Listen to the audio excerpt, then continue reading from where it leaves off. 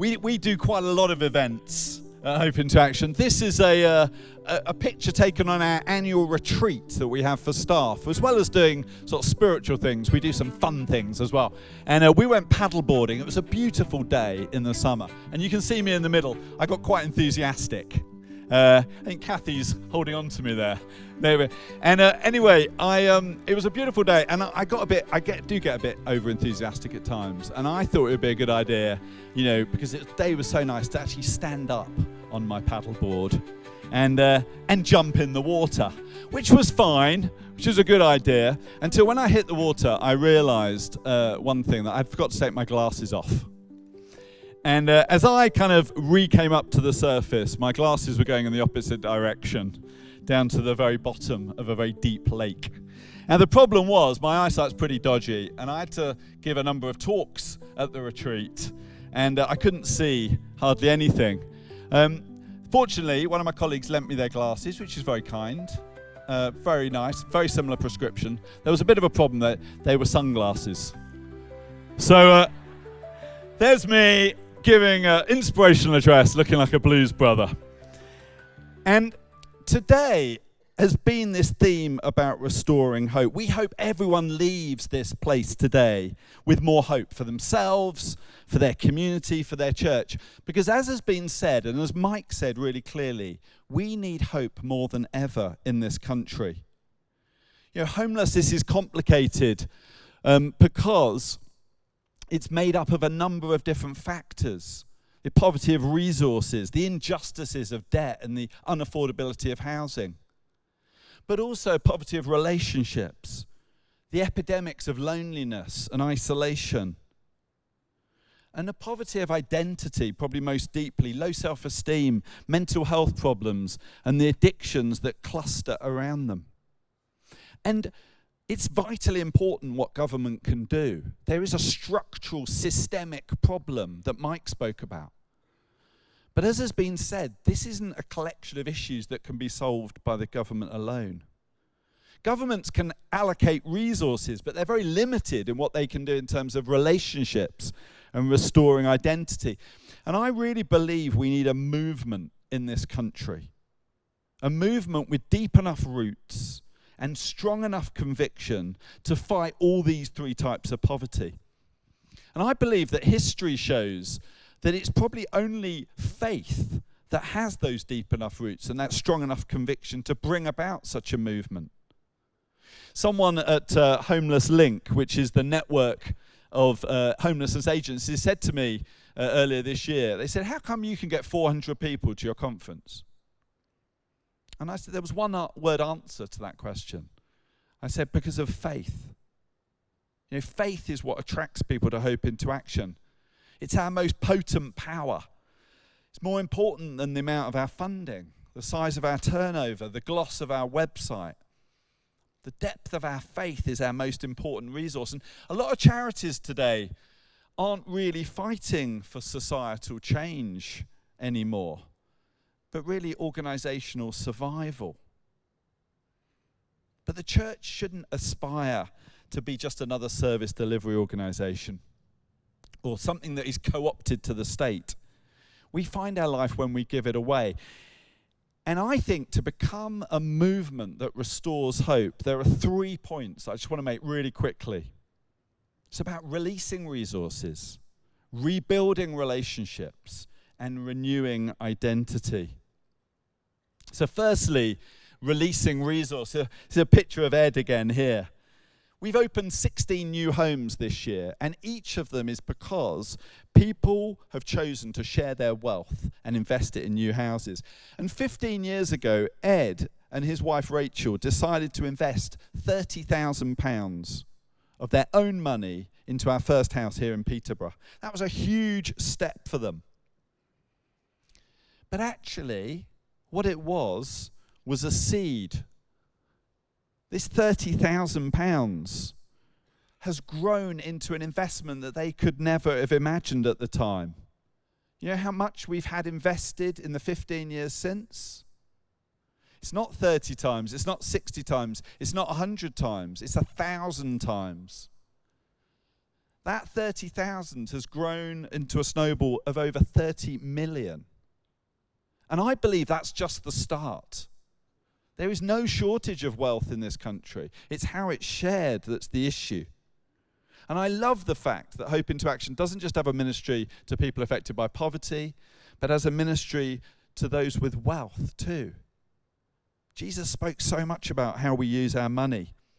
And you know what local authorities appreciate about us is that we're not just competing and squabbling for the same pot as everyone else, but we're creating genuinely new opportunities for people who've been homeless that wouldn't be there if it wasn't for our investors and for our church partners.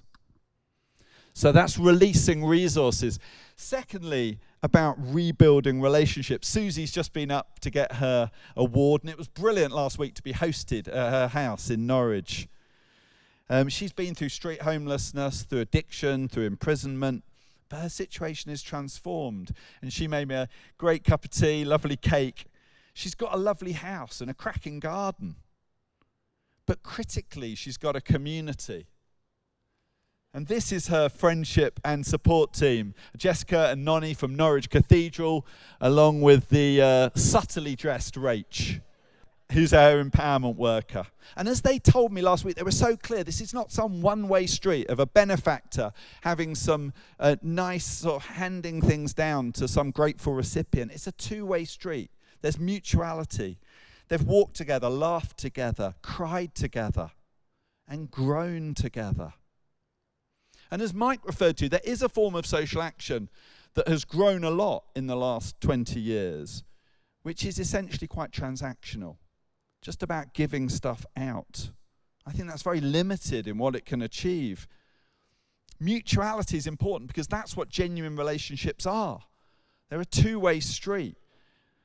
It's what it means to be human, to be in relationship with others. So rebuilding relationships, again, is right at the heart of this movement of restoring hope. And lastly, renewing identity. You know, as Susie told me, her relationship with the connection and the church, and with the local church and the cathedral, has helped her find again her faith in God. And the Christian faith can speak to the deepest needs we have. To know that we're made in God's image, to know that we're forgiven. You know, last year, over 16 of our tenants made some kind of formal commitment to the Christian faith. And this is probably my favourite picture that we were sent last year by the Oakham franchise of one of their tenants being baptised. And what I love about this picture is our tenant is obviously overcome with the moment, but he's not alone. He's surrounded by community. Releasing resources, rebuilding relationships, renewing identity. I think these are the ways that the church can restore hope in our rich but needy nation.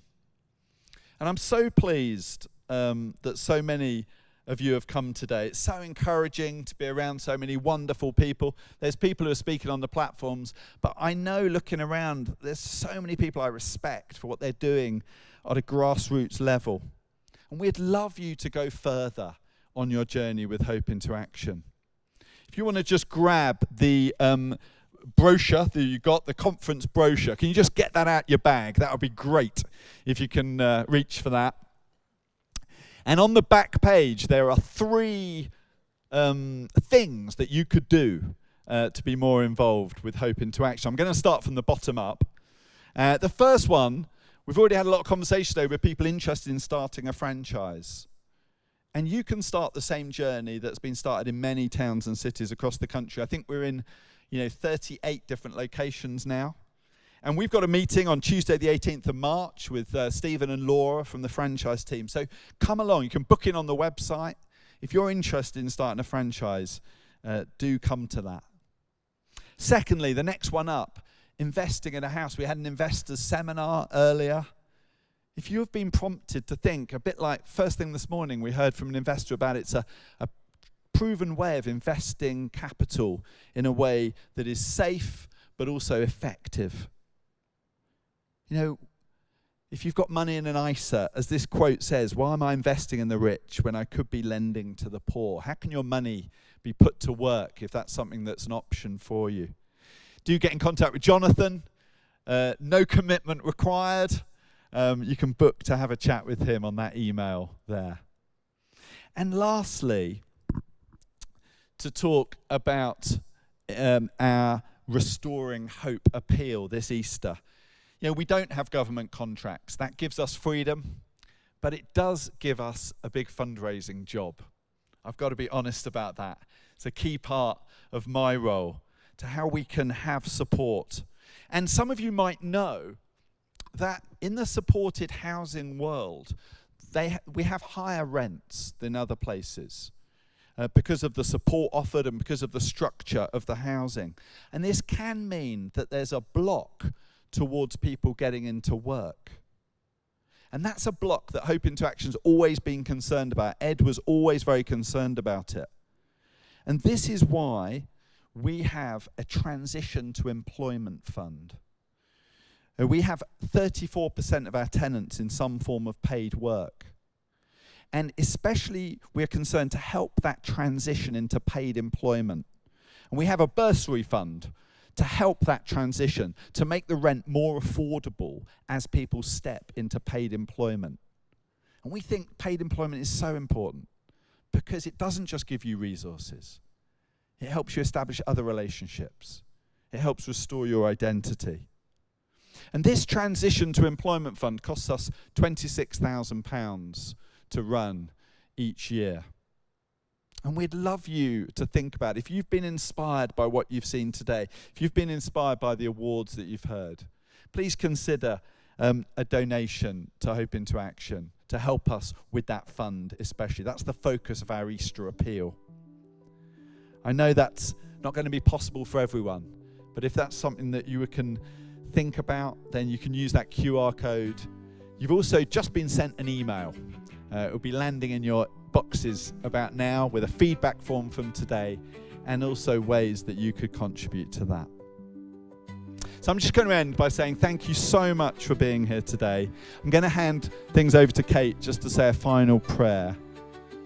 But I pray that we can leave this place today with the conviction to be restorers of hope. Those who release resources, those who rebuild relationships, and those who help others find a renewal of their identity in Christ.